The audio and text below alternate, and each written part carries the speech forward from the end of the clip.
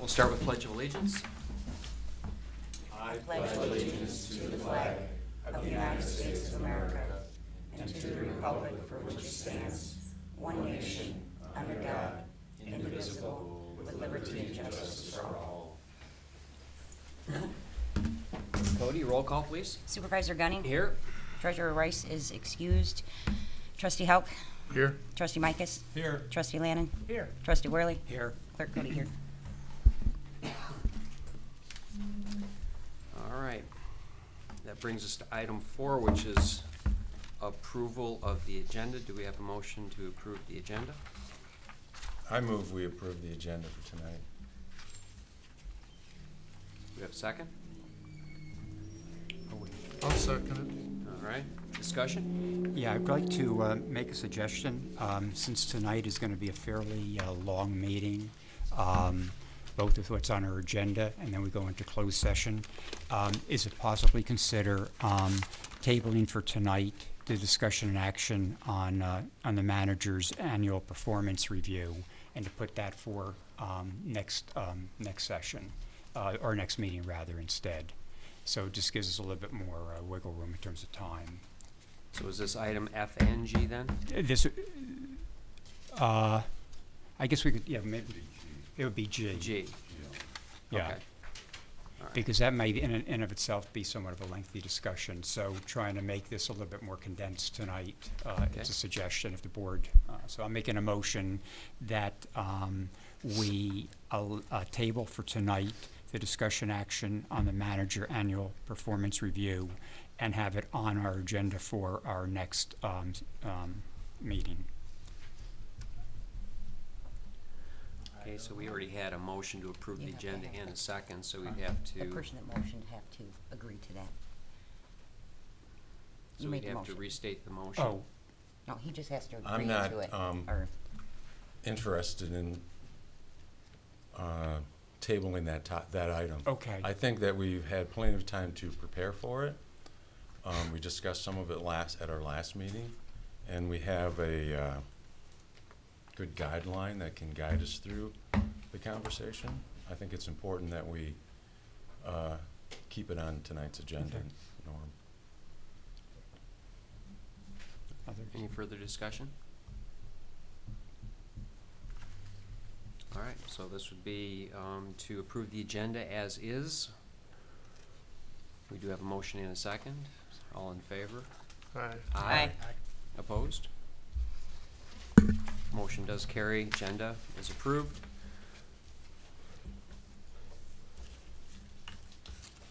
And we move forward to public comment. This would be item 7. This would be restricted to 3 minutes regarding items on this agenda. Is there anybody that wishes to come up to speak public comment with items that are on this agenda?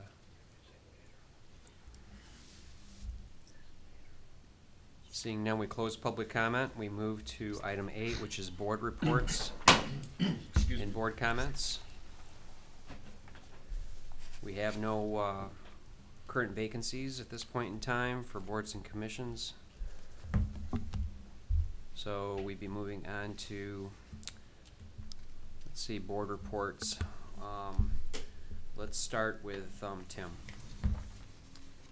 Yeah, I could report on the Isabella County Board of Commissioners meeting that I attended last evening. Again, highlights of that meeting were a fiscal year 2019 budget millage for the Isabella County Medical Care Facility, and the rate was established at 0.70 of 1 mil to help manage and operate the medical care facility. There were a number of board appointments, and those were listed as Cindy Sager was appointed to the Community Corrections Advisory Board for a 1-year term. Tim Wolf was appointed to the Economic Development Corporation Board for the term. Matt Mertz was appointed to the Human Rights Committee as a at-large representative. Amy Shawboos was appointed to a 3-year term as the Human Rights Committee tribal representative. Elizabeth Husbands was appointed to the Human Rights Committee public school representative. And there were 2 appointments to the Human Rights Committee at-large representative, and that was Cheryl Gonzalez and Alicia Paterna.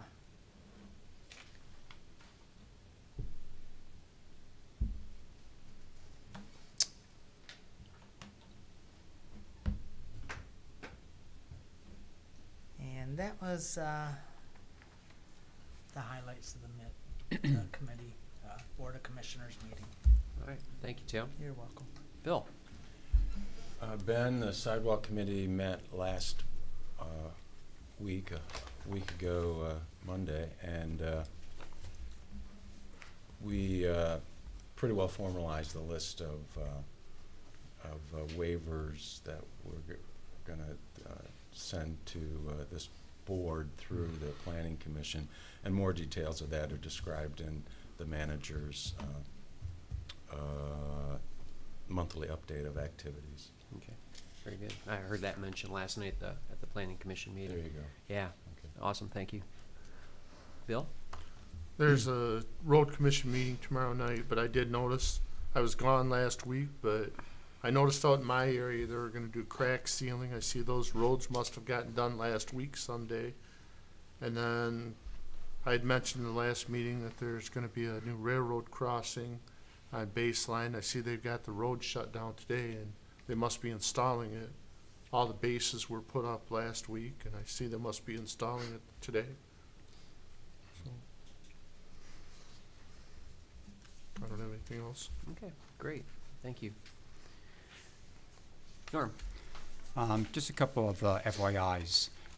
First of all, regarding the Saginaw Chippewa tribe, I mentioned last week, or last meeting, that we might want to consider the 2% disbursement in collaboration with Mount Pleasant. And Jim McLean was here. He spoke about some of the needs for the baseball fields, and particularly the fact that the tournament is going to be here. The Little League baseball tournament, the state tournament, is going to be here in Mount Pleasant next year, July 18th through the 24th. So just wanted to let you know that we had done a doodle poll, and we'll be having a meeting on next week to meet with representatives from the tribe, from the city, and from Union Township to discuss further the possibility of what needs to be done, how we would go about doing this, and then in collaboration with doing it with the 2% disbursement. So that's one thing. And then the other is that, as you know, we have an intergovernmental liaison meeting this Friday, and that's where the representatives from the city, Union Township, and the county meet. I will be bringing up in that meeting to request to the committee to see if we can have representation, extend an invitation for representation to the tribe for them to be on that as well. And I've spoken with members from the tribe that they would like to get involved in that. It would have to go through a process. It's a bit more formality. If this committee is interested, then it goes, it'll probably go through the Eric Rodriguez. It then goes to the tribal council, and then they would select members to be on that. But I think it'd be really good to have their representation on that committee as well. So those are the 2 meetings that will be coming up in the next week or so. Right. Very good. Lisa? Okay, as far as the Planning Commission, Peter's going to do the updates until I get a little more familiar with the Planning Commission. I wasn't here last week, so I'm going to give the election update. It was a large turnout statewide, was a new record. The election went well. All the workers did a good job. There were a couple of issues at one of the precincts I was made aware of and was resolved. Okay, in the future, if any board members, when voting or visiting the precincts, notices any issues, please understand that the workers are trained and have my cell phone, and know to contact me if any issues arise. But if you do feel the need to do something, call me. I'm the only one that can do anything about the situation. No need to call anybody else. And then that's it. Thank you. Okay. Very good. Thank you, Lisa. Two things. First of all, Mark and I went to the County Commissioners Finance Committee meeting last week. Basically a discussion on dark stores, number one. I think that they're going to be bringing forward a conversation about the Escanaba Menards situation. Also, we discussed, our situation with our tax tribunal cases coming up, to make them aware of what's coming down the road. So it was a very nice meeting. It was beneficial, I think, that they understood exactly, where we sit with our cases moving forward. So I think that opening dialogue and getting them to understand, what's happening and is important. So that was beneficial. EDA, we met last night at Jamison Park. We have $50,000 that we've budgeted for that park. It's just a matter of determining exactly where it needs to go. Like I said last time, I think this is not a first-time shot. My guess is going to be from the sentiment in the room and the other members of the EDA. I think that there's going to be more monies going forward for that building and also that property. We also look like have two things that we've been working on. Number one is our grassy areas getting an herbicide program put in place, so we can control the broadleafs, the crabgrass, have nice looking turf out there. The other thing that we've done is we had appropriated about $59,000, I believe, for the park benches and the waste receptacles. We had a subcommittee that we formed, and it looks like we're going to be able to refurbish all those benches and waste receptacles for probably somewhere in $30,000 to $35,000 less than the budgeted amount. So I think that was excellent. So we can put that money towards something else, and that's it. So moving on from board reports, we do have a Planning Commission and Zoning Board of Appeals updates by our planner, Peter.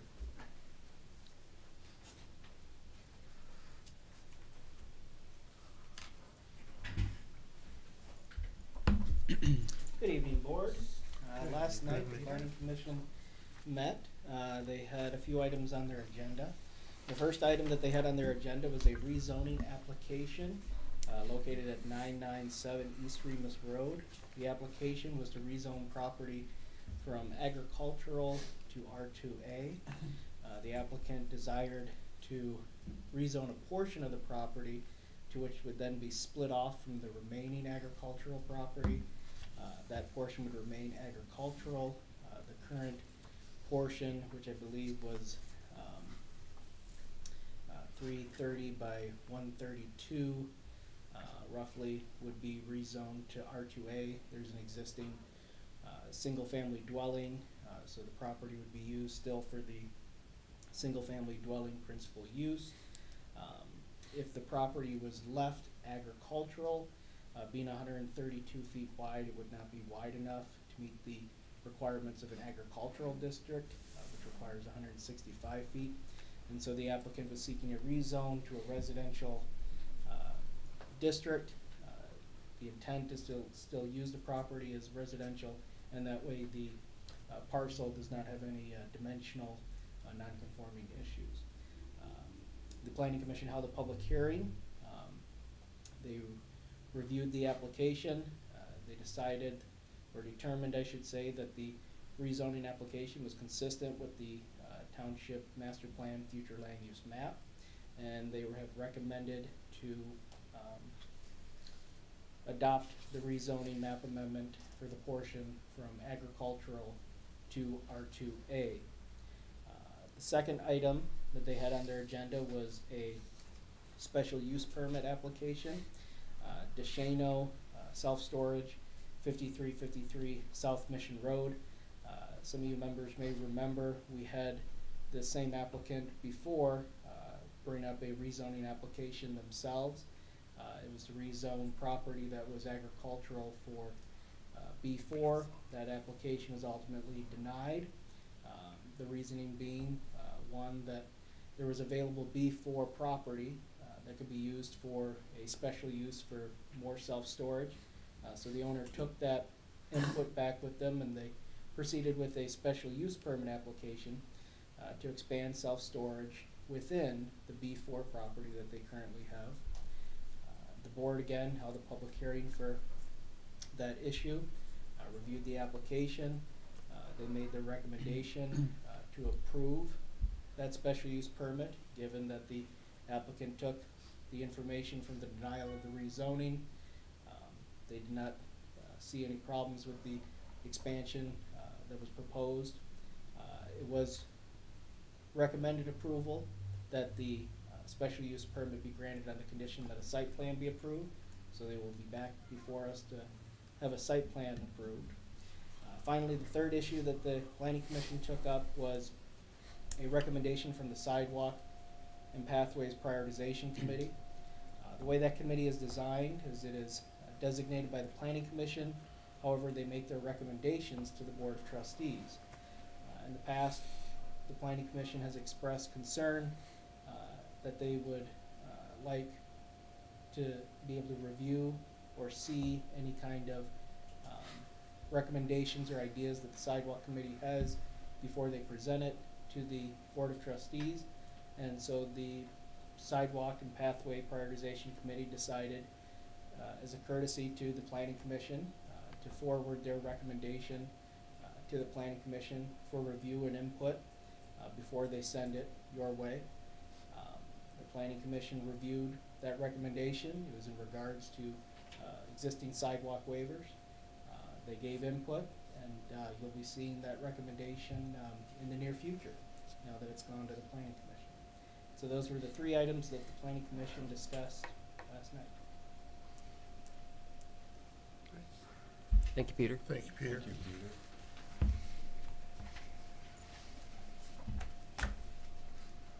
All right, we do have item B in there that was the Board of Trustees update monthly activity report. I wasn't sure if anybody wanted to make any comments on that at all.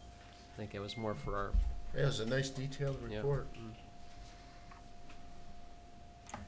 All right, any further discussion on that one?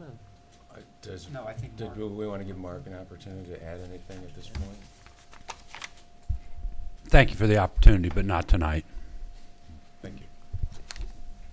I thought it was very comprehensive, Mark. Yeah, The details. really Gives us good a very report. nice picture of what is going on and what's forecast for the future, and I like that combination. So kind of long, but it's very helpful, so thank you.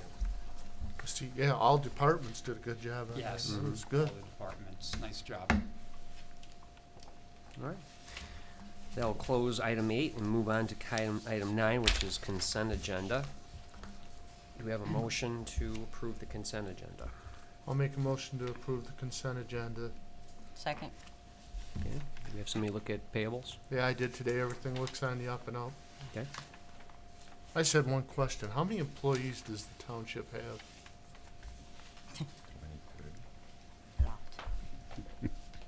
Good question.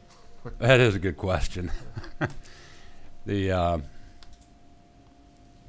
would have to look to be very precise, but it's give or take 25 FTEs, full-time Full-time, equivalents. That's not to suggest that there's 25 individuals. Okay. There's more than 25 individuals, but from a full-time equivalent perspective, I want to say 25, but I can confirm that. Okay, I just wondered. Yeah. We do have a motion, and we have a second. I Any- just have a comment too. Yep. On the minutes, I just wanted to add for the final board comments, and my comments in particular, I did comment on pursuing the 2% with the Little League's wish list, and that's right. Also, I commented on the McDonald issue and suggested a possible waiver of penalties and other adjustments to the bill. So I think that should be added on to that as well.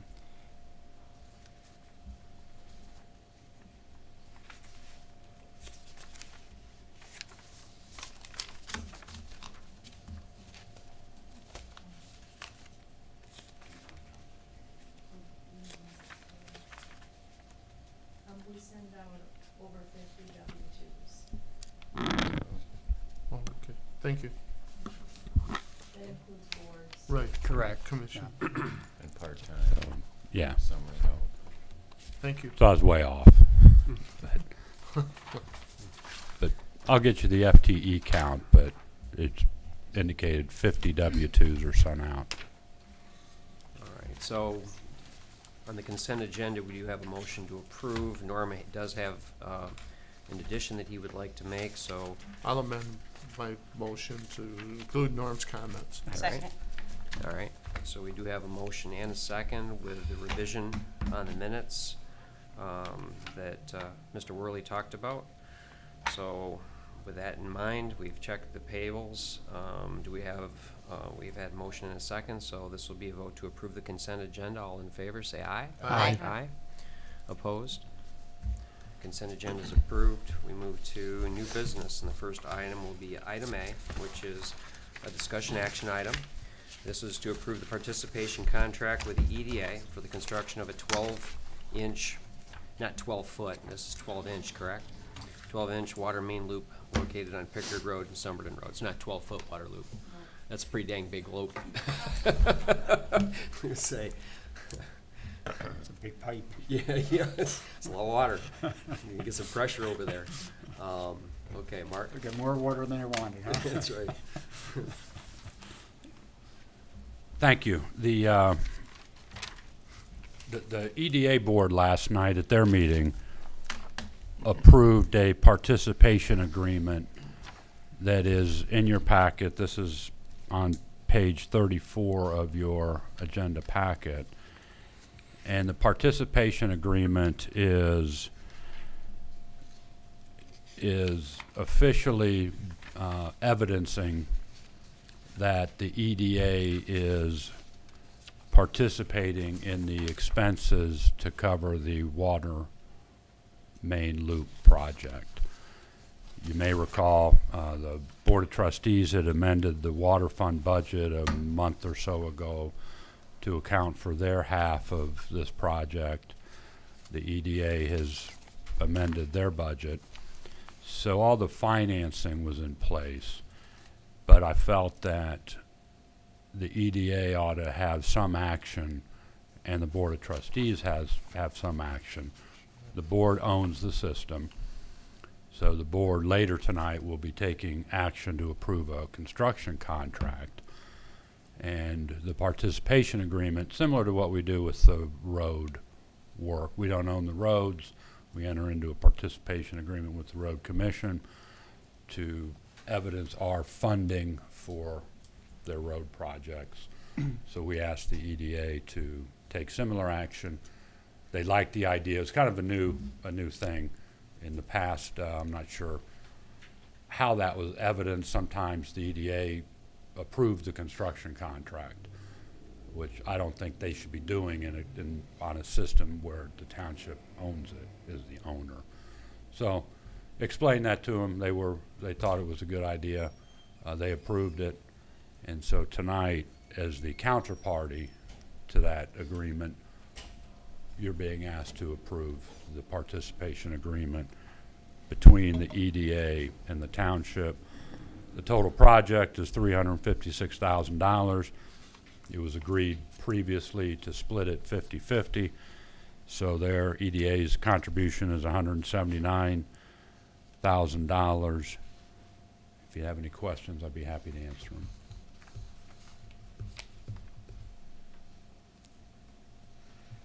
I have questions about the, I have one question. So these 3 properties here, the water park, the Green Suites, and the Mid-Michigan. Mid-Michigan College building, are they currently customers of our water system? They are.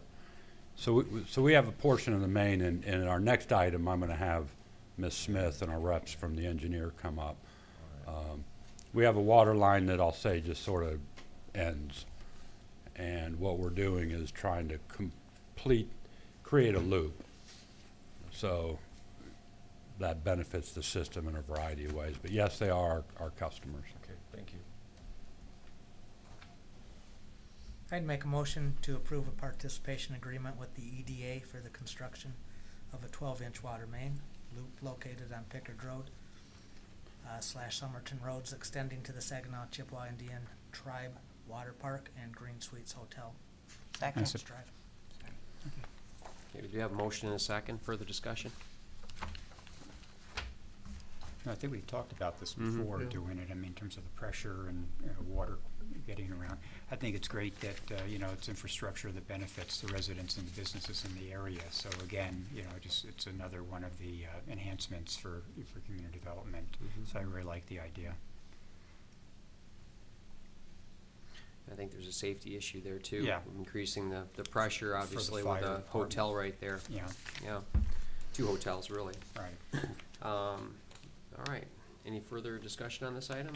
Ready to put it up for But vote? then in addition, and I'm sure we'll get into the detail in the next portion of the meeting, but follows that this increased pressure will also benefit all the users of the system because it's a loop now. Mm-hmm.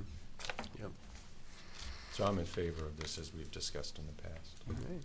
On the motion, though, do you need to perhaps put in the cost of the project? Wait, Norm, Tim? I think that might be in the next. Oh, step. okay, gotcha, okay, gotcha. All right, Okay. so. All good? All good. All right, All let's good. go ahead and put this up for vote then. This would be to approve the participation agreement with the EDA for the construction of a 12-inch water main loop located on Pickard Road, Somerton Road, extending to the Saginaw Chippewa Tribe Indian Water Park and Green Suites Hotel entrance drive. All in favor, say aye. Aye. Aye. Opposed? Unanimous decision. And we move on to item B. This will be to award the bid for this project, the construction of a 12-inch water main loop on Pickard Road and Somerton Road, and this would be to Isabella Corp. Yes, and so now that we have the financing buttoned down, tonight we have before you the recommendation to award the construction contract. And it's a large contract. I'd like to have Ms. Smith come up and review that item with us. And then we also have in the audience Jennifer Hodges and Craig Goodrich from Gordy Frazier, our engineer of record, if you have any questions of them. Good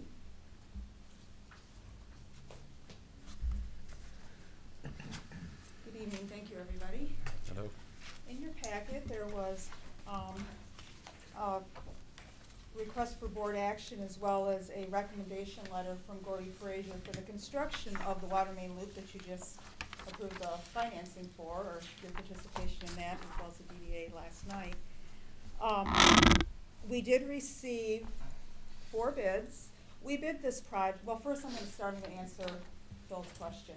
So the water main ends, where we would be connecting on Pickard, the water main ends between Mid-Michigan Community College and the water park. The water main comes across the road and it ends there on the north side of the road. So we're gonna be looping down Pickard and then north up Somerton, and then the water main ends on the other part of that loop, back on the drive. We have an easement across the back of the water park where our water main Yes. runs. So it comes down through the drive, if you're familiar with that area where Green Suites is at, it would be tying into that line back there. So that's where this loop will be, is in that area, Good, thank you. okay?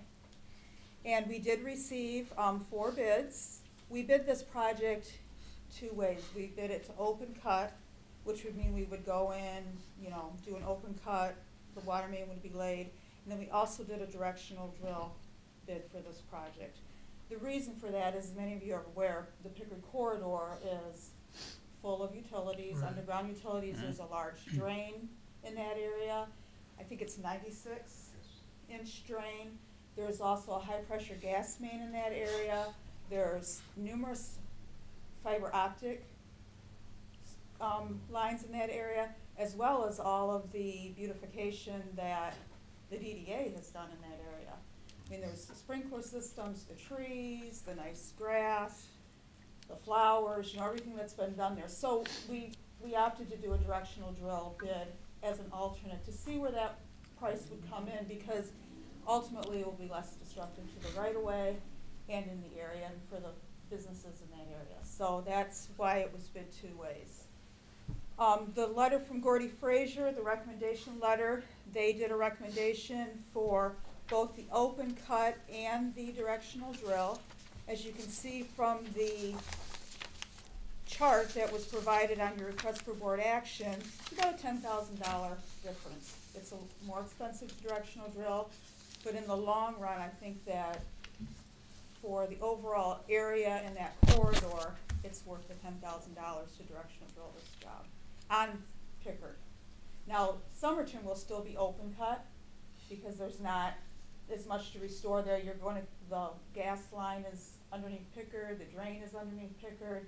You don't have the sprinkler system and all those other things. So we're still going to open cut Somerton Road, but directional drill Pickard.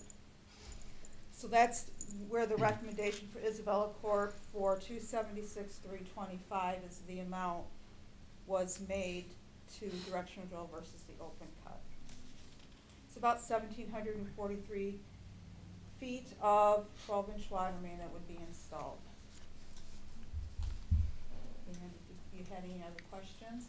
And there was a letter from Gordy Frazier, so if you have any specific questions, the job did come in a little bit higher. A lot of the bids that people are receiving are coming in higher. And there was they did a nice explanation on where some of those costs were at.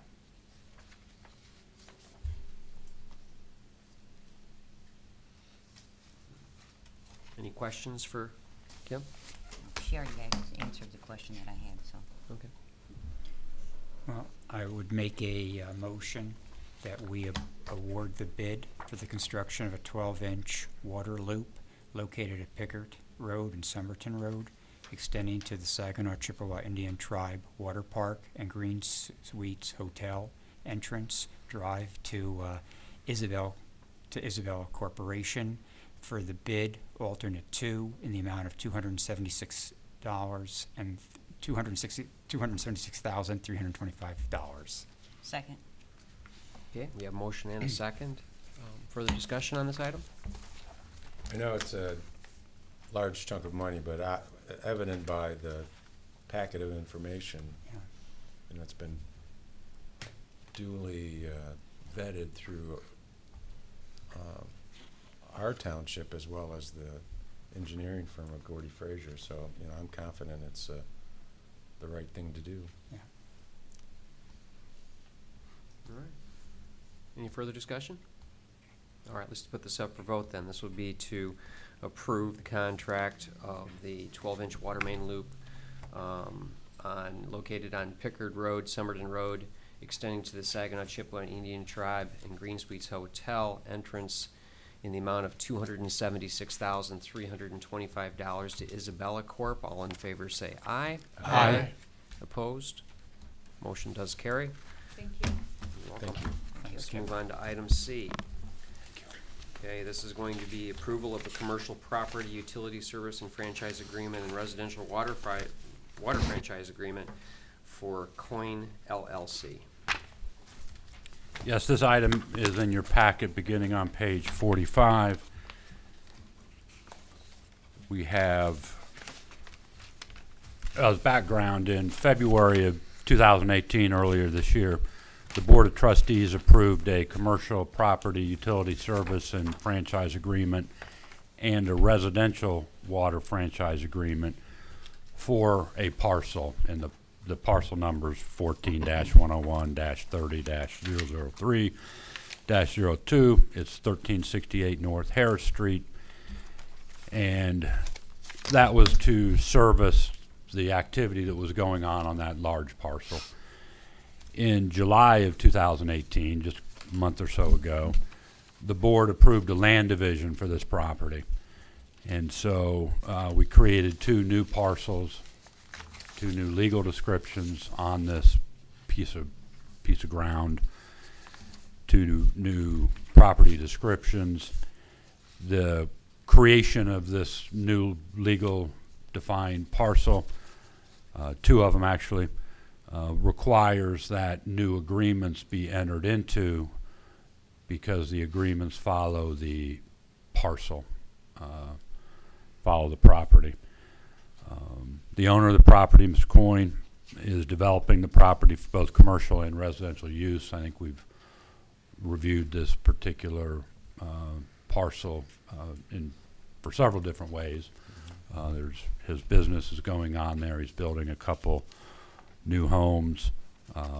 Township does not have service to that property, so we enter into these franchise agreements with the city of Mount Pleasant since the township doesn't have service, and that effectuates our ability to provide service even for property in our township where we don't have service. So we have recommended approval of these 2 agreements and would be happy to answer any questions. I'll make a motion to approve the commercial property utility service and franchise agreement and residential water franchise agreement for Coyne LLC located at 1368 North Harris Street. Support. Do you have a motion and a support for the discussion? Yeah. I know that in our previous meeting, we had discussed this issue with the franchising, specifically that when Mr. Coyne came in for the first water franchise agreement, we as a board had to approve it, and we had then signed the agreement. And then it was agreed by the board that there were going to be 2 more splits, but it wasn't going to be until after the property had completed all of their checkoffs for the various entities, that then we would come again to the board and reapprove it. I guess I wasn't sure on, we have a signature here, and with your signature, and I see that the city signed and Coyne signed, and I guess I was questioning why I see a signature here. They brought it to me, and I was told it was just a formality. So I signed it and then realized that we had to bring it to the board. So we brought it back over to the township hall, or I had them take it to the township hall.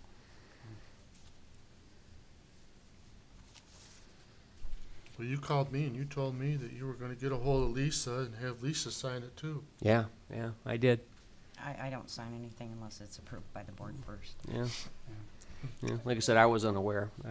It came from the city, and the city told them that they just need to have us sign it. And I think it's always best in situations like this to err on the side of caution.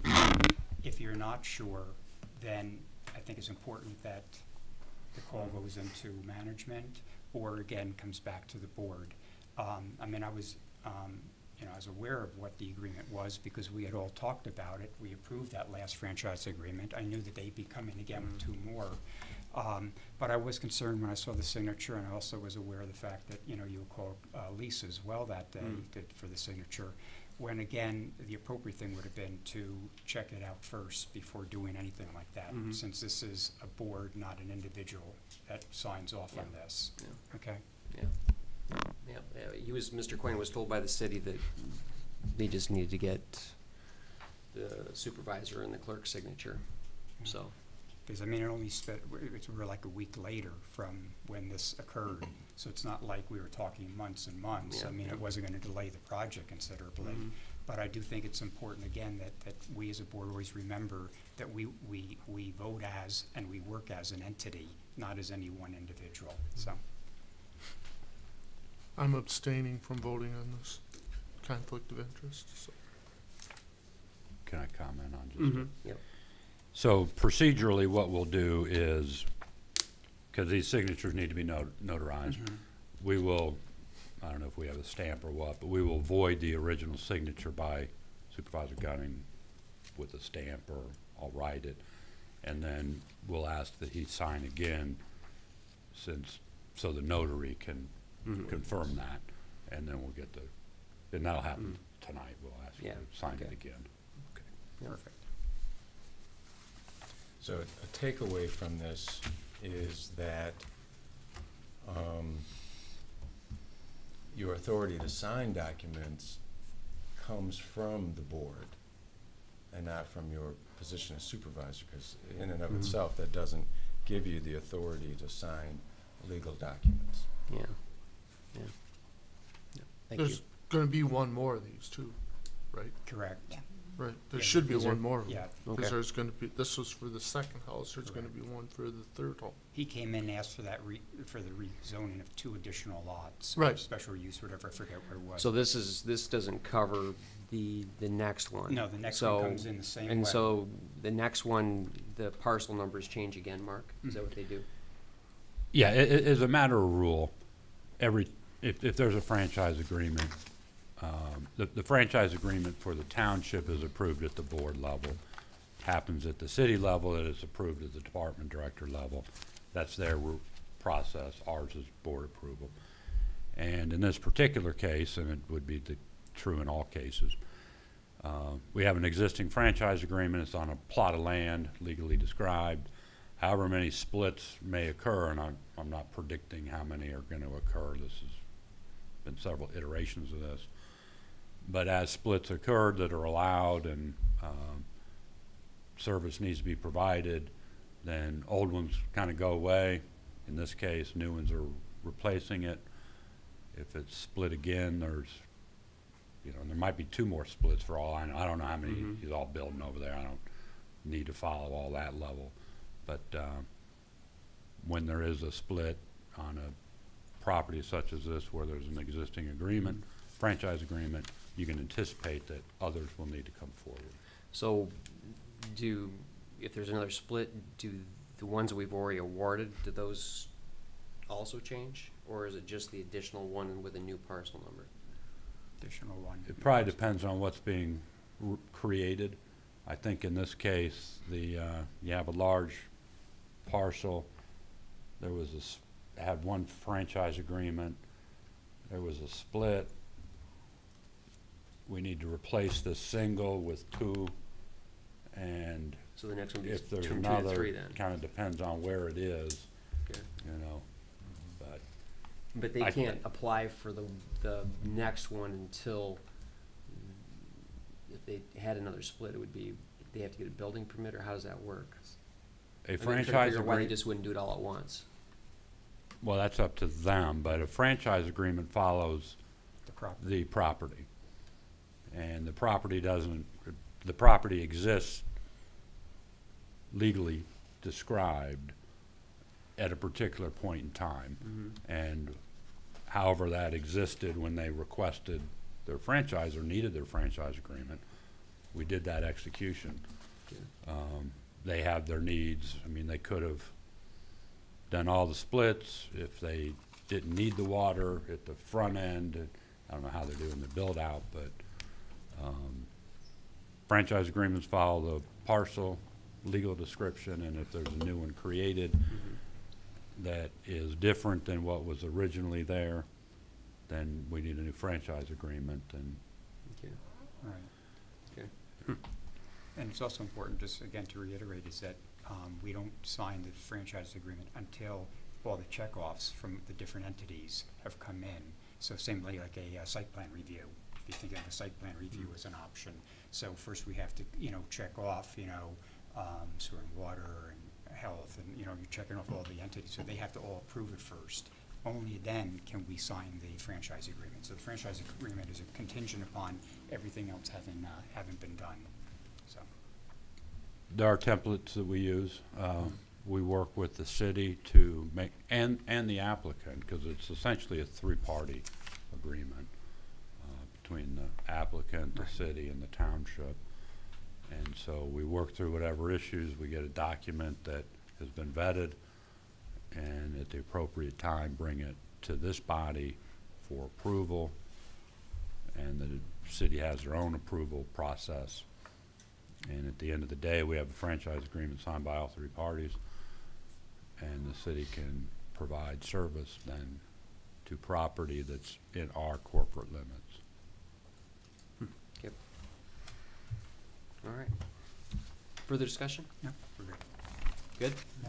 All right, this would be to approve the franchise agreement, residential water franchise agreement for Coin LLC.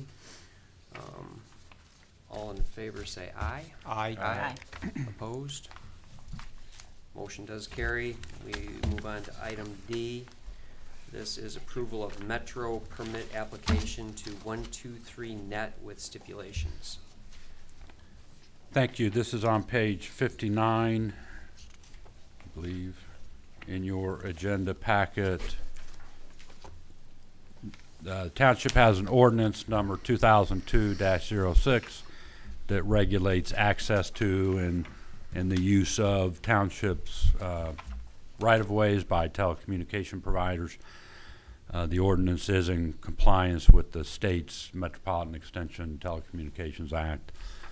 On July 23rd, earlier this year, 123 Net, that's the name of the company, submitted a Metro permit application to use our right-of-ways to lay, I believe it's fiber.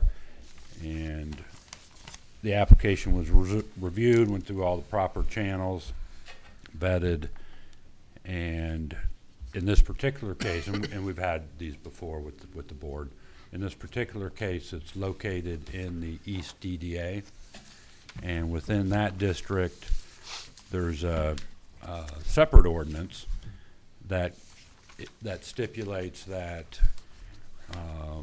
that these kind of facilities within the township be below ground as opposed to above ground. So the recommendation here is to approve the franchise agreement with the stipulation that it is underground. That's not sure stipulation necessarily is needed, but this will be below grade. So it's, any questions, be happy to answer them. Are you saying, Mark, I understand it has to be installed underground. Should that be part of the motion, you know, that instead of with stipulations, just with stipulation that the proposed facilities be installed underground is required for this permit application to make it all? Yeah, that would be probably helpful. Okay. Well, I'll make a motion that for approval of the Metro permit application to 123 Net with the stipulation that the proposed facilities be installed underground is required for this permit application. Second. Okay, we have a motion and a second. Discussion?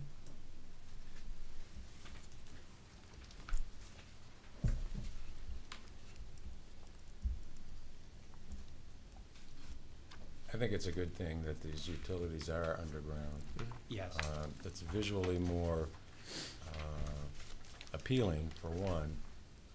I know that if we look at some of the utilities that have been installed in our territory, the East DDA, prior, I'm assuming that occurred prior to our ordinance in 2002, you know, all the wires and such that are at intersections, and that, you know, this action just will add to the beauty of the area. Mm-hmm. Yeah, I mean, you can tell the difference when you leave the township and enter the city, right? It's pretty obvious. So I think they've done a beautiful job over on Pickard with the beautification. I just have one question. Maybe, perhaps you could get to it, the answer to it at a later date, Mark, because it may require some research, and I don't want to prolong this meeting, but the question did come to my mind that the stipulation about underground utilities, would that apply to when some changes are made to currently above ground utilities that they'd have to then be installed underground? I would have to look into that to Thank you, Mark. provide an accurate answer. Thanks. That's a good question, because you would think that it would have to be up to code and up to the standards, Yeah. so you would think that would have to be, but, yeah, that's a good question. Right. Yeah. Thanks. All right, further discussion? All right, so this is going to be taken to vote. This would be to approve the Metro permit application to 123 net with stipulations, and the stipulation, according to Mr. Worley's adjustment on that, was to ensure that those were placed underground. Correct. All right, all in favor, say aye. Aye. Opposed? Motion carries. And we move on to item E, and this would be the approval of the FY 2018 budget amendment number 3 for the general fund, fire fund, special assessments fund, tribal 2% grants fund, east DDA fund, west DDA fund, and the sewer and water fund. Mark? Thank you. This item, the paperwork for it's in your agenda packet starting on page 109. The just as a preamble, budget amendments are required under the Uniform Budget Act when it's known or anticipated that revenues and or expenditures are likely to differ from the originally adopted budget.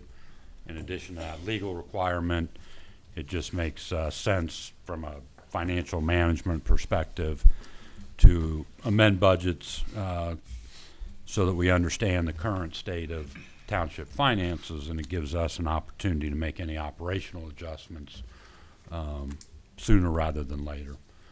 Historically, we've, or at least since I've been here, we've been trying to amend the budgets twice a year, once at mid-year and then once towards the end of the year.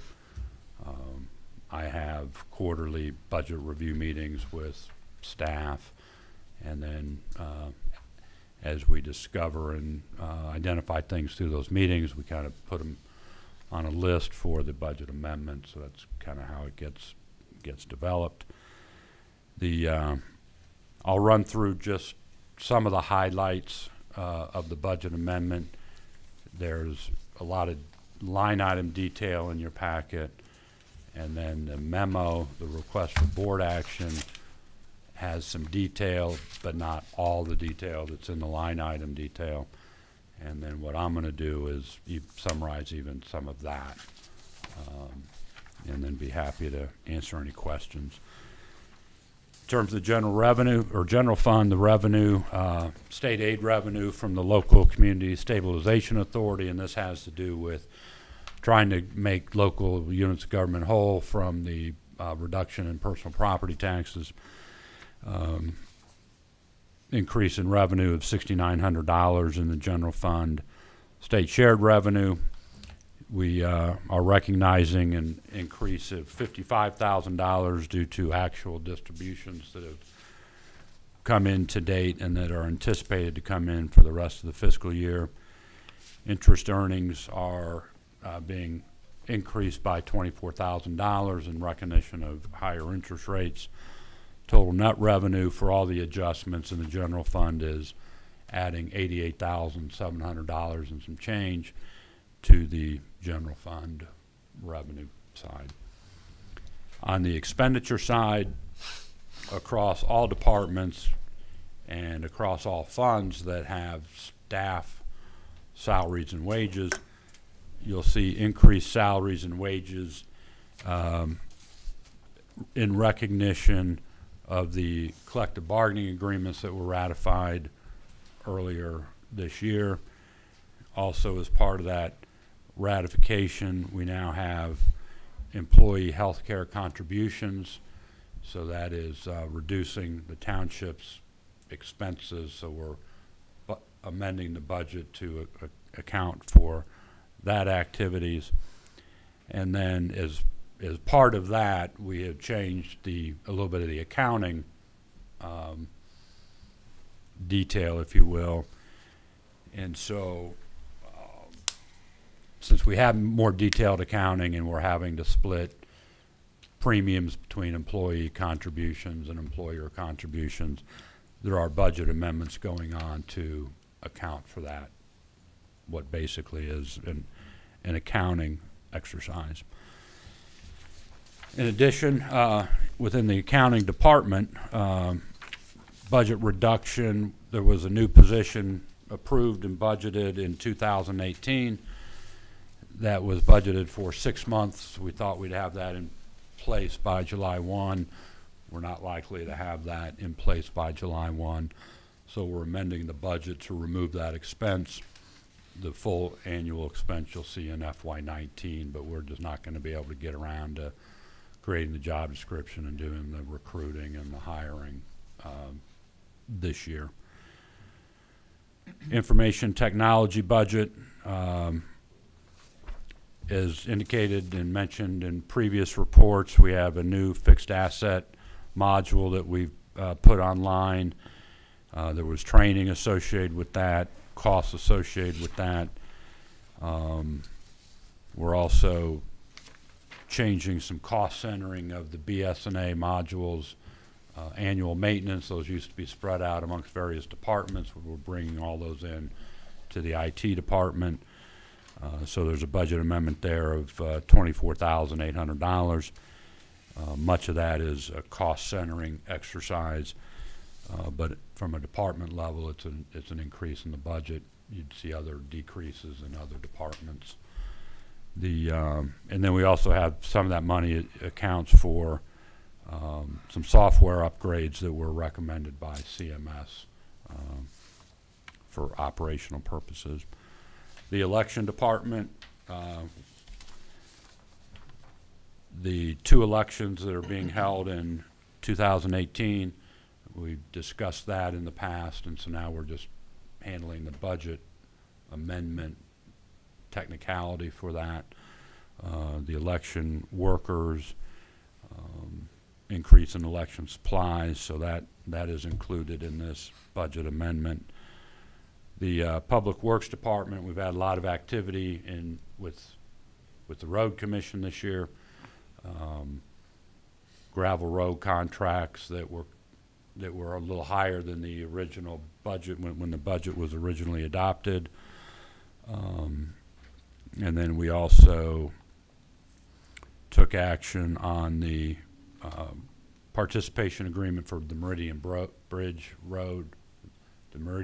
Bridge replacement, and that participation agreement that was approved was worth $50,000, and so we're now amending the budget in support of that agreement that was approved. Parks and Recreation, we had money budgeted $15,000 to update the Parks and Recreation master plan. We're not going to get to that this year, so we'll see. We're removing that as a expense in 18. You'll see it as part of a budget recommendation in 19. We do need to get that done because that helps position us for grant funding at the state level, but we're just not able to get to it this year. The Parks and Rec equipment budget, we had some repairs to some playground equipment at McDonald Park. We replaced a slide that was broken, and then we're also replacing a merry-go-round that has been removed. We believe we have that on order and it will be installed. So we've had to account for those things that just happen, you know, it's part of life. Chance, do you know off the top of your head what material the new merry-go-round is constructed of? It's not the old material, Okay. not Good steel and all that. It is much lower to the ground as some sort of plastic or probably not plastic. I can't think of the word I want to use, but some sort of polymer. And most importantly, it's accessible to the physically disadvantaged. So it meets those kind of requirements. So we're excited to have that put in. And I did, just as an aside on that issue, so the merry-go-round, the the post broke or something. We removed it. It's unsafe. Empty piece of ground. And we had decided to purchase this other type of merry-go-round, quite a bit different than the old. I happened to look out the window one day, and there was a bunch of kids with mothers that I think were from Victory Church using the area as a part of their play, part of their curriculum or what have you. So I went over there and showed them pictures of this thing and asked them what they would think of installing this in there as opposed to like the old traditional one. And two things: one, they were very happy that we bothered to ask. And two, they were thrilled that it was accessible to the physically disadvantaged. So anyways, capital outlay budget in the general fund increased by $10,000 to pay for the video improvements and audio improvements in this room that had been approved earlier by this board. The total net expenditure change across all departments in the general fund is to increase the expenses by $69,500. When you look at the net effect of the increased revenues, the increased expenses, the net is an increase in projected year-end fund balance of a little over $19,000. So I'll just pause there since it's the general fund to see if anybody has any questions. If not, I'll move on. The next fund up is the fire fund. The primary thing going on there is we're purchasing a new fire truck. We'd had that originally budgeted in FY18. We're working with the Mount Pleasant Fire Department, and we don't believe we'll actually be taking delivery of that till 19. So we've removed that from an expense in 18. It'll flow back to fund balance. It'll be reappropriated in 19 as part of your budget approval process then. In the East DDA fund, just as a summary, revenues in that fund are increasing by $46,600. Expenditures are increasing by $18,000. The net effect to the East DDA fund is to increase projected fund balance, so it's a positive budget amendment in the amount of $28,400 compared to the existing amended budget. The EDA budget has been amended one time prior, and and then it was brought to this body for your approval as required. The EDA approves their budget, approves budget amendments, along with recommendations to the Board of Trustees that they do likewise. So that action for other items had been done earlier this year. So actually the EDA budget has been amended once prior this year. The West EDA, again at a summary level, revenues are increasing by $113,000. That's tax increment revenues that's being captured by the West EDA, and that was primarily a result of missing the mark on our budget estimate when we did the original budget. There's nothing to report that's unusual other than we missed our mark in the budget estimates that we used when we originally had recommended and eventually adopted the budget.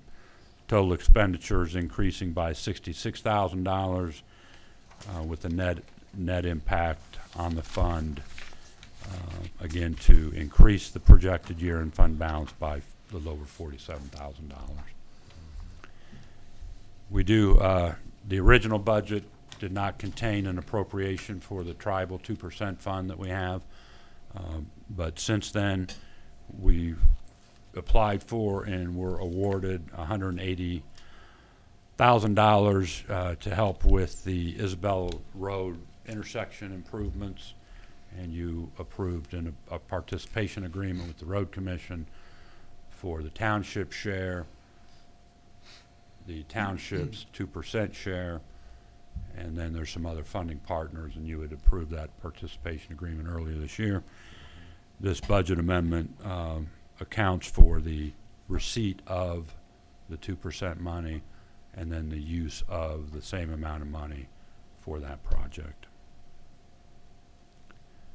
The sewer fund, kind of summarizing, total net revenue from all the adjustments that are in the detail is to increase revenues $31,250. And then on the expense side, we're increasing the legal fee line item by $10,000 due to the Lux matter that we're currently involved with. And then we did some accounting. The originally adopted budget, as it relates to the remodeling of the water administration portion of the building, we had that spread across a couple different accounts, and there's been contracts approved with that, and architectural contracts, and questions raised about where the money was it a part of the budget, and those were responded to. And it occurred to us we had this money budgeted kind of all over the place. We consolidated all that into a buildings additions and improvement line item. So that is from a line item perspective and sewer department perspective, increasing that budget by $80,000. This project is being split 50-50 with the water fund, so you'll see a water fund budget amendment of $80,000 in the same principle of cost centering the project from a couple different accounts. So that's what's going on there. The total net expenses within the sewer fund are decreasing by $19,699, and the resulting net impact on the fund balance is to increase the projected year-end fund balance by just shy of $51,000 compared to the existing amended budget. Moving to the water fund, we applied for and were awarded a competitive grant through the Competitive Grant Assistance Program with the State Treasury. We were awarded that grant, $29,000. You took action to accept that grant, and so we have a budget amendment to account for it from a financial perspective. I won't go into any of the detail on the remodel since I've already kind of covered that as it relates to the sewer fund. Also increasing the legal line item in the water fund by $3,000 as a result of the Lux matter. And the water and sewer fund are a little different than the general fund. They're enterprise funds, and there's some different accounting that's associated with those funds as compared to the water fund. And so we have this thing called depreciation that eventually needs to be accounted for. Last year I think we accounted for that and did a budget amendment in December. We have that information now, so we're amending the budget now. It's a big dollar amount. It's $350,000 we're recognizing as the depreciation, and that depreciation as an expense has to be funded, and so that's why we account for it. If we were wanting to follow all the technical rules as it relates to an enterprise fund, a governing body doesn't need by law to approve the budget for the governing fund. I don't think that makes sense, so we do that, and so we have to occasionally bring up some things that folks maybe aren't quite used to, which is, depreciation. What's that all about? Well, the value of the plant and equipment and infrastructure loses value over time, and when we do additions, that increases value to it, so there's that going on. The net impact of the water fund is a decrease in projected year-end fund balance of $246,000. compared to the existing amended budget. But you will recall, I believe, that when the audit presentation was made, the fund balance, the working capital of both the water and sewer fund are very, very healthy. So from a financial perspective, this is more of a technical exercise than anything else. So that covers the budget amendment. If you have any questions, I'd be happy to answer those. Ben, I'd make a motion that we approve the fiscal year 2018 budget amendment number 3 for the general fund, fire fund, special assessment fund, tribal 2% grants fund, east DDA fund, west DDA fund, sewer fund, and the water fund. Second. Motion and a second. Further discussion? Very good report. Yep. Yeah, very thorough. Yeah, great job. Thank you, and thank you to the staff for the work they put into this. So we have a motion and a second, and this would be for the approval of the FY 2018 budget amendment number 3 for the general fund, fire fund, special assessments fund, tribal 2% grants fund, east DDA fund, west DDA fund, and the sewer and the water fund. All say aye. Aye. Opposed? Motion carries. Thank you. Approval made.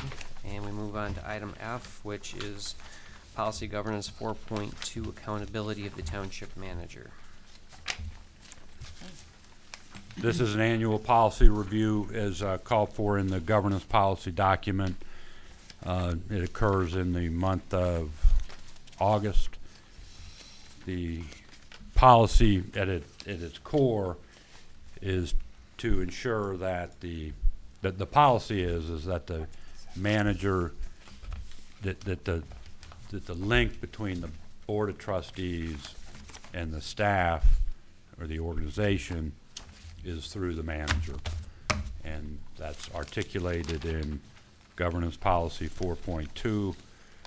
The policy itself has been reproduced in your agenda packet in its entirety. And as with all of these, there's a short evaluation template that you may want to use. This is primarily just discussion amongst the board itself. That's all I have on that. So we bring this probably to discussion first, or does somebody like to make a motion? No motions. There's no Okay, it says discussion action on it. I was kind of wondering why there'd be even Yeah, this is just just discussion. discussion item. All right. Okay.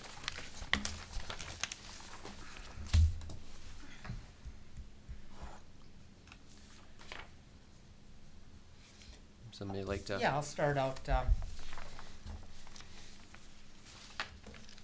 with our township manager is the board's primary link to the operational achievement of the township. Our township continues to demonstrate that it's in a strong position financially. Our services to the community seem to be at a high level of operations. Mark's able to keep us very well informed through his monthly reports that he offers to us, and also provides a very clear picture on our financial status in all of the departments, as demonstrated by this third budget amendment for the 2018 fiscal year. And you know, my personal beliefs and watching the operations here at the township, I think Mark performs at a very high and professional level, and I'm proud to have Mark as our supervisor, or as our township manager. Bill, would you like to? I think another aspect of our policy governance, in reference to accountability, the township manager also lies in our schedule of other reports that we receive, although many of them are often included in our consent agenda. and don't necessarily get public discussion by this board. The presence of those reports and that we approve them through the consent agenda, I think is affirmation of the accountability we have of the township manager. Thank you, Phil. Bill? I like the way Mark communicates with us. It seems like daily we get emails about various things going on, and not only with the township but with the community. I think that's pretty important. I'm done. Good. Norm? Yeah, I think, I'll reiterate everything you guys said. I think that's a ditto on that. I am also impressed with just the detail, the comprehensiveness, the thoroughness of the reports, the information that we receive from Mark. He comes regularly. We're always informed. It keeps us well alerted as to what's going on. I particularly am impressed with the full disclosure and with the transparency. The two questions that are on our thing, on this item to evaluate, the evaluation form, I think both of them are worth all of us just to consider in general. Number 3, how do you think we could improve our process to be in full compliance? And number 4, what do we need to learn or discuss in order to live by our policies more completely? I think it's important that we review regularly our policy governance to keep on familiarizing yourselves and ourselves with what our roles are, how policy governance works, what are the limitations of our authority, so that, again, as a board, we function best when we're adhering to the policies and that we all know what those policies are. So, again, I think that the more we're familiar with what's expected, the expectations, the better we can do our performance. So, Lisa? Everybody's already said everything I was gonna say, so Okay. I'll just leave it at just that. say ditto. Ditto on everything. Good job, Mark. I appreciate personally that when there is a question about an issue of some type and we communicate that we get a response back. I think that's important. I think one of our jobs as board is as a representative of the residents, and so if the residents have questions or issues and we feel they're pertinent and they need to be answered, I know that when I've presented questions forward, we've gotten quick responsive answers. So I think that's I appreciate that, and I think that's something that I think has gotten better and better as we've moved along. I appreciate the organizational position that he puts us in giving us the information that's so thorough. The reports from the staff, I think are a nice addition.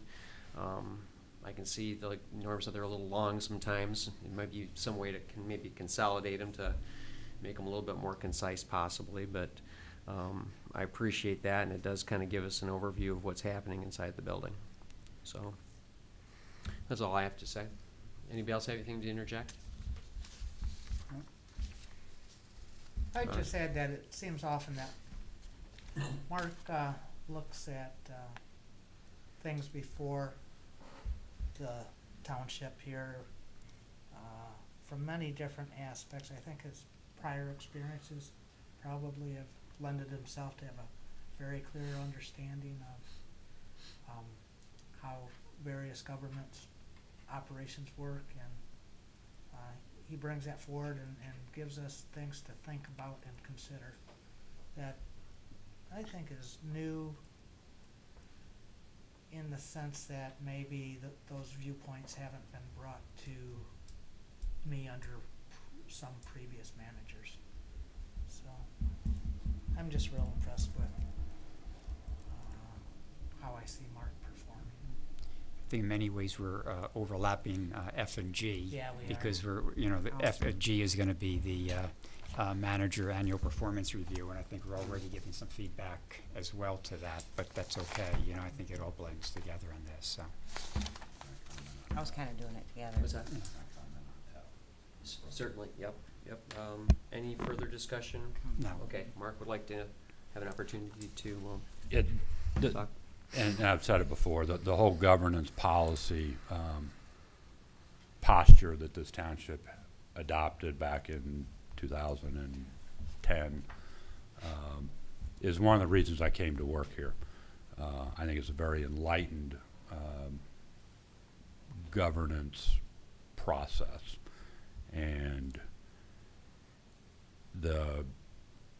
there's reporting that's required in the policy, the reporting scheduling matrix, Exhibit A or whatever it is. Those are always, those reports are always in the second meeting of the month, whether they're in the consent agenda or the action or under discussion like tonight. And I think it's really beneficial to me, and I appreciate the courtesy to me, that the inquiries and the questions and the feedback is coming to me as opposed to going to an individual employee. And that's a big piece of this policy, that your communication to staff goes through me. And I just want to say, that's one of the enlightened pieces about this whole policy, because I've seen it work otherwise, and it's not helpful, in my opinion, to the community.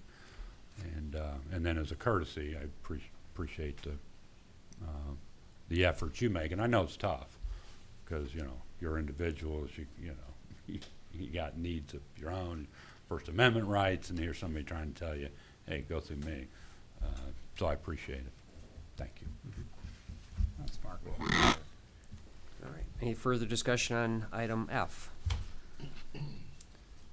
Seeing none, we move on to item G, which is the manager's annual performance review. And this again is a discussion item.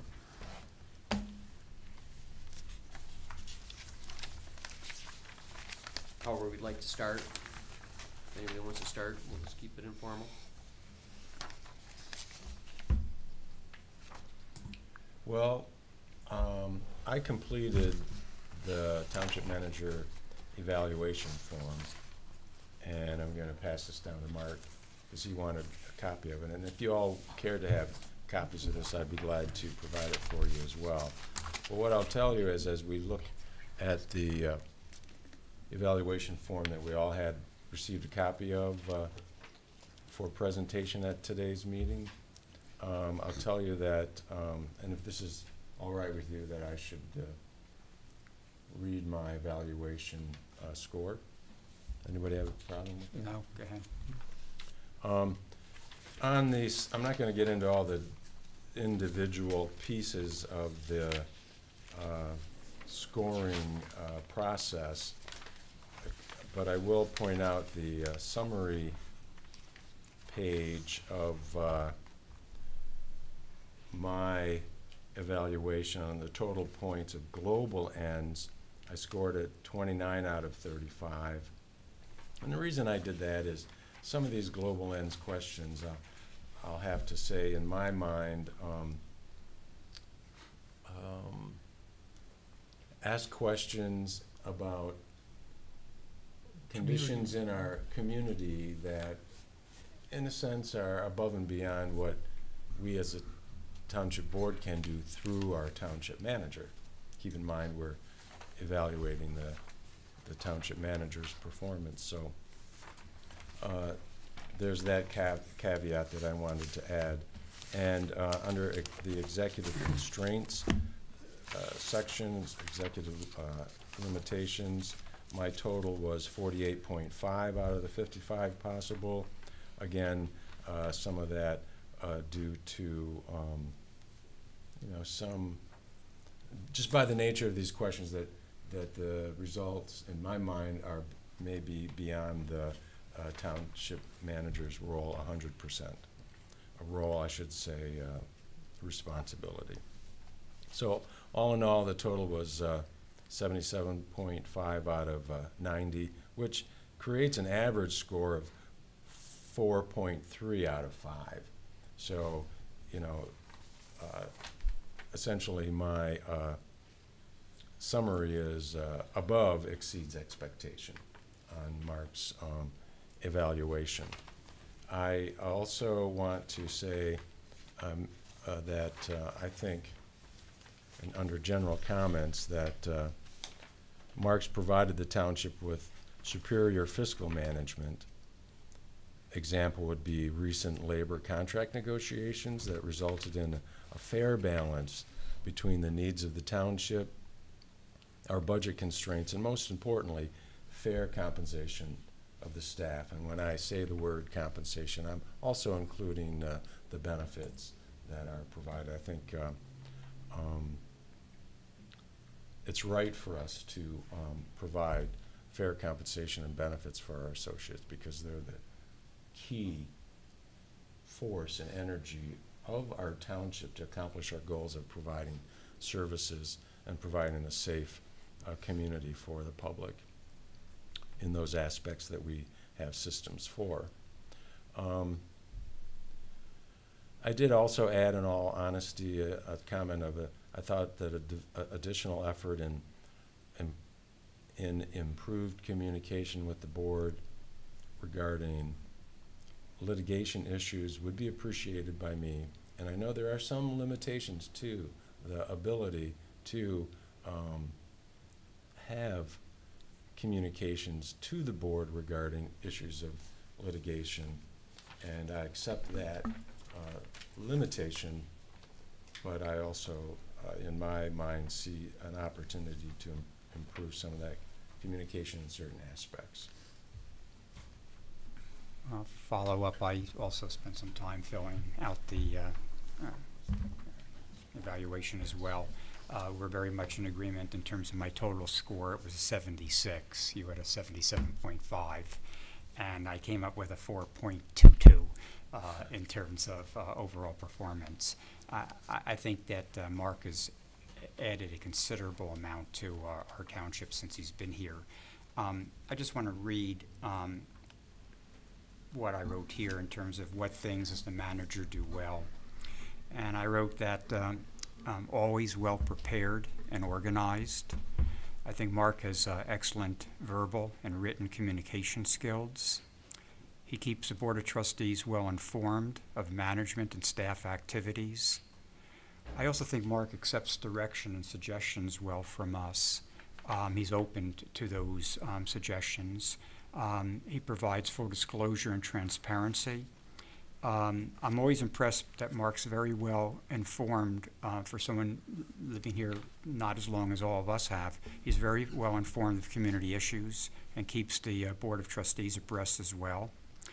I think he's honest, displays integrity, he's fair, and he's good common sense. And the thing I really admire, or what I appreciate, is that he always follows up on all our inquiries or questions. I really feel that I can call Mark with concerns or questions I have, and I always get, I feel, some very relevant feedback to that. So I have really appreciated you being here, Mark. So. I forgot mine at home. Forgot. You get an incomplete. I thought we were supposed to turn them in. Yeah. Last year we turned them in. Yeah. See, here I go, bucking the system. I agree with Phil, though. I remember 2 meetings ago we got talking about the evaluation form, and there are some questions in there that, you know, I know I put like a 3 down on a couple of them, but I didn't feel that Mark had as much control over that. So the community well-being, like, is the community, I don't know what question it is, a couple questions where the safety of the community, I mean. Right. Sure. Right. Can't Like, remember what for questions. example, is all residents, or all residents enjoy a safe environment. Right. And that'd be sidewalks, Sure. you know, crosswalks, Sure. pathways. You have to The expand. new merry-go-round in the Right, but park. what can he do about Yeah. that? But I you hear know? what you say, Bill, and We talked, I know you and I had without a getting discussion about it. away from our evaluation of the, too far away from the evaluation of the township manager's performance, and so we can give Mark more feedback about his individual performance. I think what this is saying to us is that we should definitely schedule a session in the near future or you know, within the next 6 months, because we have busy schedules, to really look closer at our policy governance features, not only to remind us of what it is, but also maybe to address some of these ends Yeah. in those statements again. I agree. Oh, I handed mine to, oh, Lisa, I'm sorry, I didn't see you sit back down. Would you like to? I don't have mine on me. Okay. Well, I gave mine to Mark last meeting, because I can basically pretty much remember what I wrote down. You know, like I told him, I'm a tough grader. I don't think that anybody ever gets a 5. You know, 5's unattainable. So, you know, my scoring was all, you know, basically 3s and 4s. And, you know, I like I said, I think once you've given somebody a 5, it's pretty, how do you exceed that? So I don't give 5s. And so in the comments, I reiterated some of the things we've already talked about was organization. I think that he does a wonderful job with communication. I think organization is I think probably is Mark's strongest suit. I think is organization. And I like recently how I think we've been a little bit more free to, you know, ask questions and get responses back. And again, like Phil was talking about litigation matters. That's something else I believe I put on there. Phil was the same thing. And I think that, you know, I think you got to give him a little bit of levity in the fact of this is the first time he's worked in a township setting. And I think that the difference between how a city runs and how a township runs is completely different sometimes. And so I think that a lot of this is just kind of, I think, Mark feeling us out and us feeling him out. And, you know, we're in year 2 now. And so in year 2, I think we're in a much better position than we were after year 1. And I think year 3, again, as the comfort level increases, I think it'll be even that much better. But that's essentially my responses. Anybody else would like to discuss it all, or are we? Yeah, the only thing that I would like to add to all of the other board members' operations is that I find that Mark never forgets what team he's the manager of. He works with a lot of other municipalities. I think at times we've had instances where some of our alliances may be questioned as to how we've responded to interactions with other municipalities, but Mark always knows what team he's on and who he's managing for. He's very kind and gentle and diplomatic when he deals with other folks in my observations, but he's very tough. He stands up for what he believes is right and good for the township, and he isn't swayed. He certainly listens and considers other points of views, but he's very confident and strong in his convictions and how he understands what's best for our township as he manages it. One other thing I'd like to say too is you take criticism very well. I know, like, there's times that you've been criticized in here, you don't retaliate, you let it go, you research it, then you email something back about it. So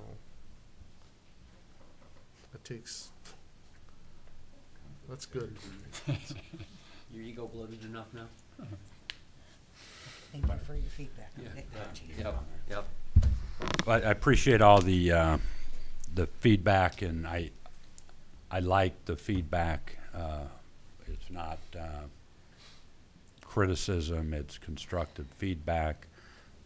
You know, my job is to give the board and the township what it wants and needs. So I need to know, you know, the litigation, I think, is a good example.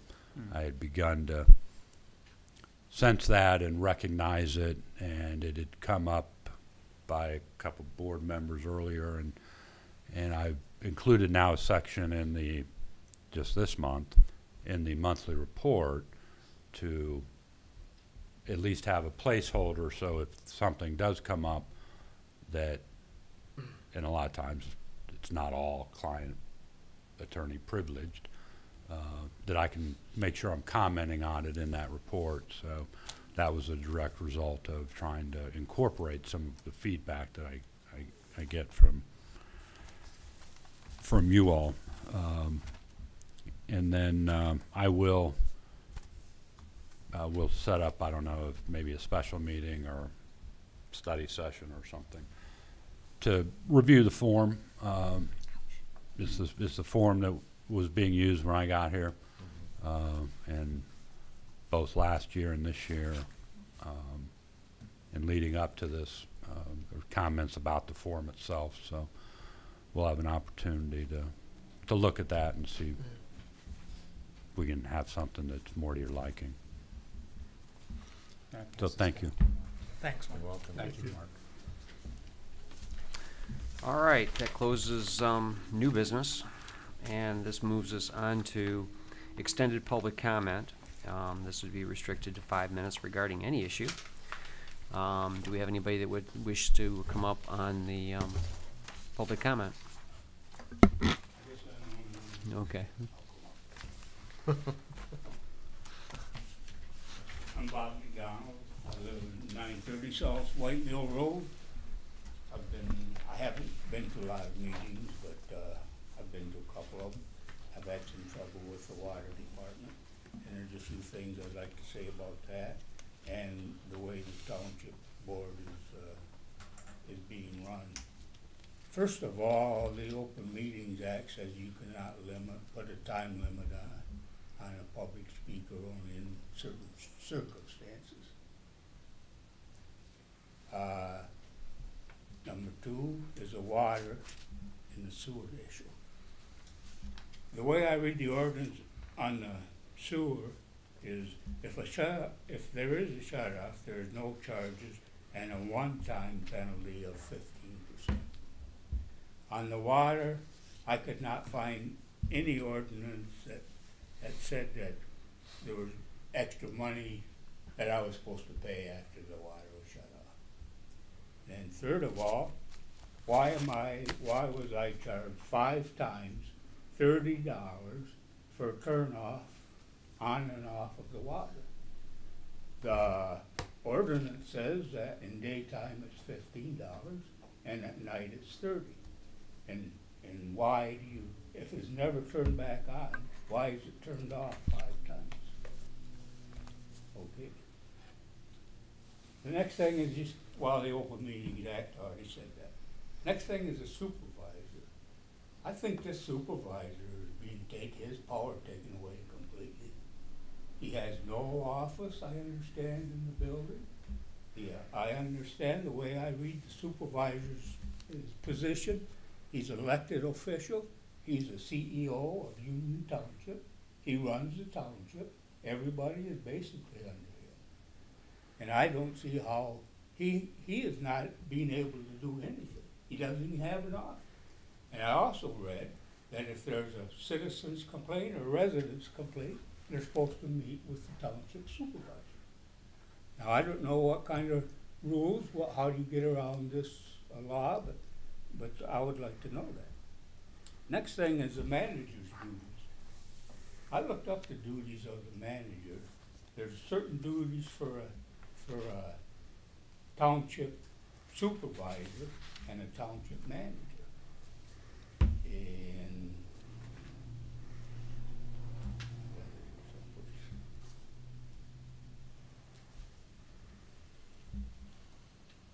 township supervisor would have certain things he can do, and it's listed from A to N, I think, or O, or something like that. Okay, I can't really find my paper right now. Sorry about that. But the duties of a township manager, the way it's read, what I read anyway, is he can do nothing other than be a manager of the township workers in other certain departments, but the only other, he cannot take power away from the supervisor or any board member. They cannot be given any power of a board member or a supervisor unless the supervisor or the board members give him a written letter that authorize him to take their positions. And so that's where I'm at. Got any questions?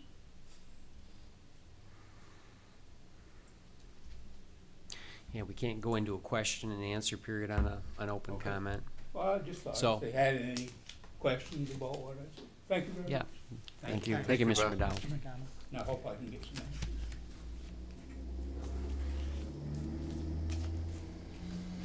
I'd also like to, before I leave, excuse me, I was very disappointed in who I met with at the meeting for the township sewer and water.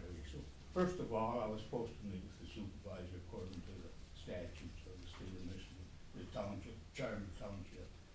And second of all, I met with two people who are not residents of the township.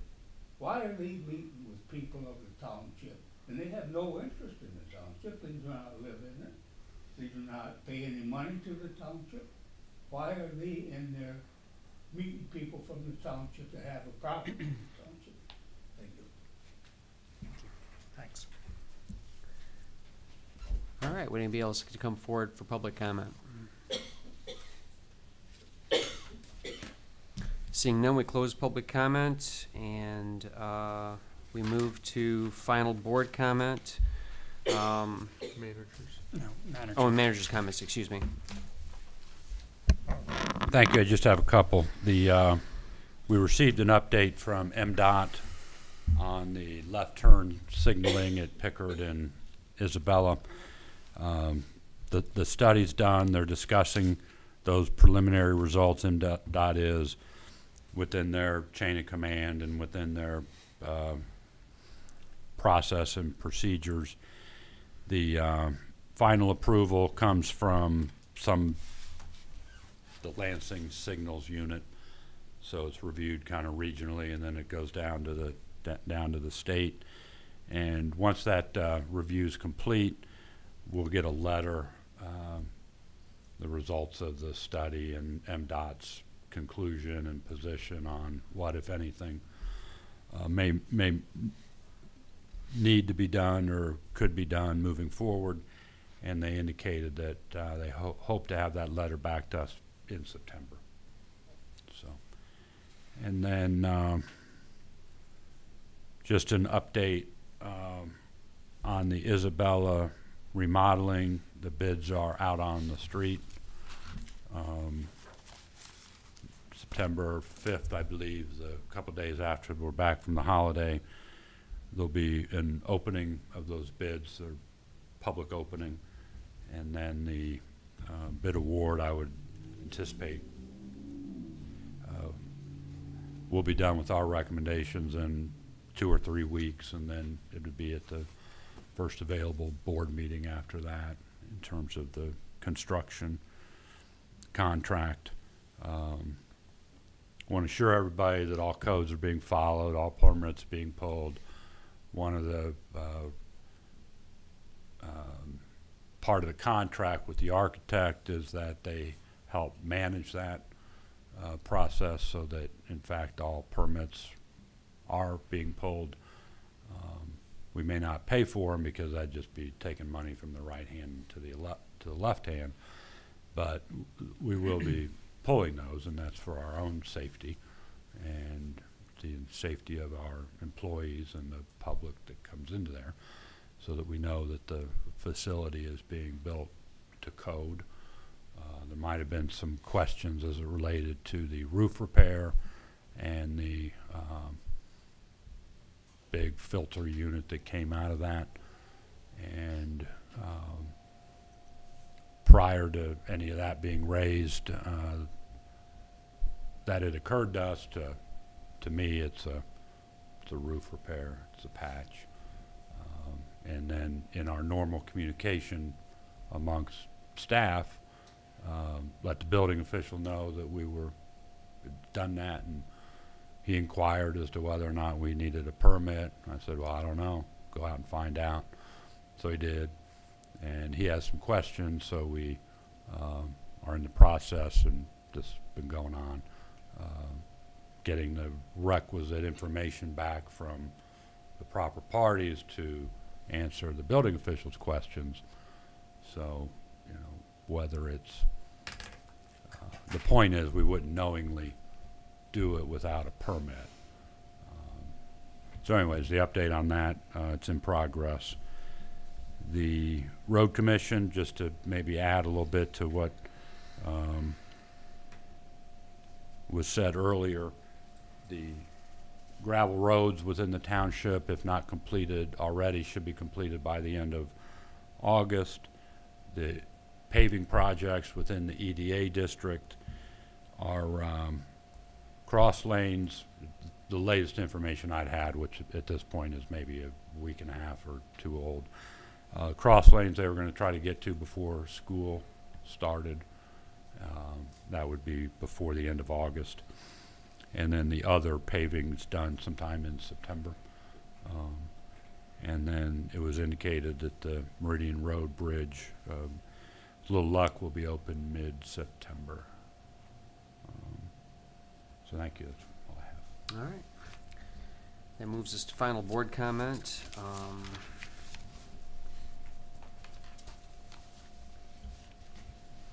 Start with you. Okay. Not much, just one, I didn't mention earlier on when I was doing the board report, just so the board knows that the 2% requests will be due by September 30th.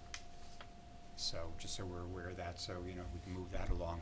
And one thing just to store maybe in the back of your minds is that a potential future project that we may also look at would be, now that we're doing the collaborative work with Mount Pleasant on the Hannah's Park and the dog park, and getting you know, the facilities there intact.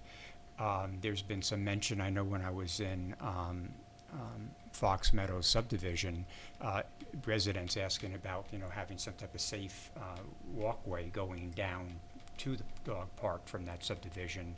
And the fact that we're also having now Mr. Coyne, you know, doing his property, and he's agreed also that he would have a right of way for us to do something.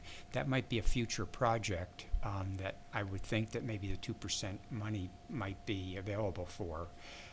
Also, nothing precludes us from requesting, making more than one request. So, you know, if some townships put in 2 and 3, 4 different projects that they try to get, sometimes they just get one, sometimes a couple, or maybe they'll get none. But you know, if there's something else on our radar that we feel is worthwhile doing, I think I would suggest that we consider it. But I think the that sidewalk or pathway, whatever, is going down from Fox Meadows down to was that Pickard, might be something to consider also for the near future as a project. So that's it. Well, do we know where we're at with a 2% request for September? Have we got, I know we've talked baseball, but we're having a meeting next week, and all the entities are pulled together now to start looking at you know, what we need to, what's being required for the parks, what's the wish list, and then seeing about it in collaboration with Mount Pleasant. I think Mark probably knows more at this point, because I know he's talked to Nancy. go ahead. As it relates to the 2%, the applications are due at the end of September, as was indicated. I am anticipating, I want to say, 4 applications being submitted. One relative to Jamison Park in conjunction with the already appropriated funding by EDA for that park. I anticipate that the second one is seeking funding support for what I'm referring to as the Deerfield CMU connector sidewalk, and that's kind of 2 parts to it, but one of them I think fits with the tribal mission, so that's 2. The Little League, that's in flux. I think at a minimum there will be an application made as it relates to Union Township's Little League needs as they relate to our participation as a co-host for the state tournament. There's discussions that will occur next week to see if there's ways to expand that effort to also include Mount Pleasant Little Leagues, their needs of the fields that, like ours, are owned by the city as it relates to the tournament. And so there's the tournament field need amenity issue. There are individual league amenity need issues that is an ongoing Little League. And then there's, a larger question about, I'll say, the community writ large being a tournament site, a host tournament site outside of Little League and all that. And that's a whole nother level. I can guarantee you that level is not going to get attention. I mean, it's going to be part of the discussion, but it's not going to get any attention for a 2% grant application because it's just too big and it's too involved in 30 days. That's a year-long exercise just to see if the community wants to be that type of place. And then the individual needs of the leagues. The leagues are, they don't own their facilities. They're not lucky enough to have their own facilities. So they use, in the township's case, Union Township facilities. In the city's case, they use the city's facilities. And so, yes, they have needs, they have wants. Even if they have money, they don't own the property, so they don't. It's not as easy as just, if they want lights, they own the fields, they go out and buy them, put them up. It's not the way it works. So, that is all being managed, and we're talking about all those subjects, starting next week. But irrespective of that meeting, there'll be a 2% application as it relates to our league's needs on McDonald Park fields. So there's that, the Jamison, the CMU, and I thought there was a 4th, but it's escaping me right now. Maybe there's 3. That's where we are. Pathway from River Road to Pickard. I doubt you have those numbers put together. I don't know that I've heard of that. Norm was just talking about it. Oh, to the 5. Yeah. That won't be part of the that would be September probably application. maybe too soon to do that, but it's something to put in the back of our minds for Right. maybe for next spring, could be something. Lisa? Tim? No comments. Bill? None here. Bill? Mark answered mine. I wanted to know about the left-hand turn signal up here on Pickard. One other thing, what about O'Connor? You heard anything from the drain commissioner on Good question. replacing culverts or cleaning this drain out up here? I'll follow up. I'm not sure where he is on that. The last I had was a petition had been submitted. The Board of Determination had determined that there was a need. That was then by rule triggering certain information gathering and engineering studies and creation of special assessment roles, but I don't know where that is exactly. Okay, thank you. I said one thing that we could possibly have Mark discuss with Deerfield Township. I forwarded everybody a voicemail that I received from Walt Nelson, who's the clerk at Deerfield Township, as they're looking at having us participate possibly, hopefully, with replacing the rumble strips on Pickard Road. Excuse me, is it River? Pickard and Meridian, I think, was the intersection. They've had a lot of accidents there, and their residents have brought up a safety issue, and so he was looking at. Was it River and Meridian, correct. And so it was a matter of adding rumble strips. If you guys listened to the message, but so I would defer to Mark maybe to see exactly if they have maybe a little better idea what the cost would be and what our participation would be. I saw an email from you that was subject to Deerfield, but I have not opened it yet. Yeah, So that's what it is. So you have a chance to listen came to it. in later this afternoon. Okay. All right. That's all I have. So at this point in time, we would need a motion to go to closed session. Yeah, I'd like to make a motion in terms of the closed session. I move that the Board of Trustees convene in closed session under Section H of the Open Meetings Act to consider material exempt from disclosure by state statute, Section 13(1)(g) of the Freedom of Information Act, being a letter from its attorney dated July 31st, 2018, for the reason that the letter is exempt from disclosure under the state law due to attorney-client privilege. All right. I'll second. Okay, so we have a motion and a second to go into closed session. All in favor? Aye. Roll call. Supervisor Gunning, Yes. Trustee Hauk, Yes. Trustee Micus, Yes. Trustee Lannon, Yes. Trustee Worley. Yes. Clerk Cody, yes. Okay, unanimous. And so just give us a few minutes to clear the room.